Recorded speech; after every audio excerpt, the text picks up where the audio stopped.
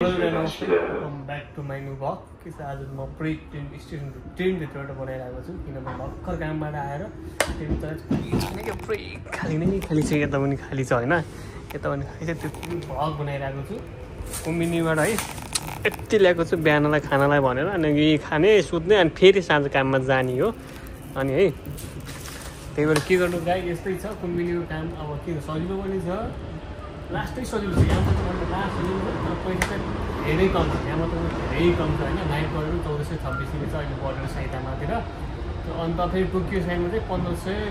1535 छ है कुम्बिनीको नाइट काममा तर यहाँ हाम्रो साइतामामा चाहिँ लास्ट के गर्नु हेर्नुहोस् त बाहिर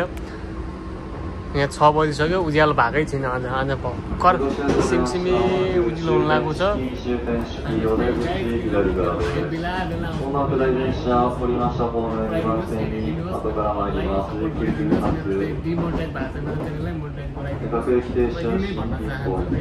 स्टेसन हो यहाँ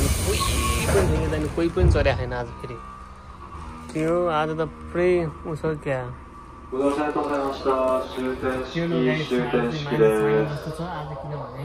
Saturday エ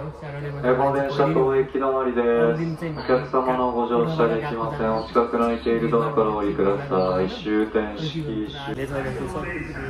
हिजोसम्म मात्र म त किन पुरै हिँडेको मान्छे एक मान्छे किन दौडेर आयो भनेको सोचेको त मासुर पद पिड आयो सोचिरहेको थिएँ क्या यहीँसम्म मात्रै रहेछ सिकिसम्म एउटा चाहिँ एक्सप्रेस आउँछ 6:36 मा आउँछ अर्को चाहिँ 6:19 मा आउँछ अर्को ट्रेन चाहिँ आकाश कोही पनि छैन स्टेसनतिर मान्छेहरू गयो है अब यो चाहिँ खाली खाली गयो मलाई लिएर जान पर्थ्यो नि रनमतीको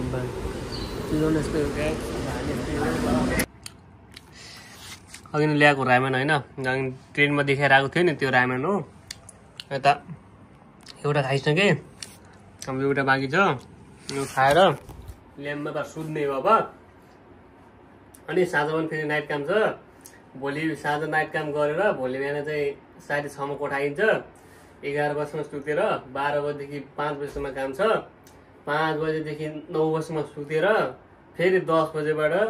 6 बजीसम्म काम छ त्यस पछाडि गागको स्टार्ट छ गागको फेरि 8 बजे गएर 1 बजीसम्म गागको छ त्यस पछाडि आएर भोलि सोमबार र मङ्गलबार चाहिँ काम हुन्छ हुँदैन थाहा छैन होइन हुन पनि सक्छ नहुन पनि सक्छ अरू दिन चाहिँ कामै काम हो त्यही हो यही खाने बस्ने सुत्ने निन्द्रा पनि लाग्दैन फेरि है अब निन्द्रै लागिरहेन के गर्नु यस्तै छ काम गर्नै पर्यो ऋण तिर्नै पर्यो पैसा कमाउनै पर्यो जापान आएको 3-4 वर्ष हुन लागिसक्यो अहिलेसम्म एउटा पैसा नि कमाएको छैन त्यसैले भन्ने गर्छु साथीभाइ हो जापान भनेको भने जस्तो जापान छैन अरूको लाइफस्टाइल देखेर मात्र ओहो जापान भने यस्तो रहेछ त्यस्तो रहेछ भन्ने चाहिँ सपना नदेख्नु होला भित्री भाग बुझेर मात्र भित्री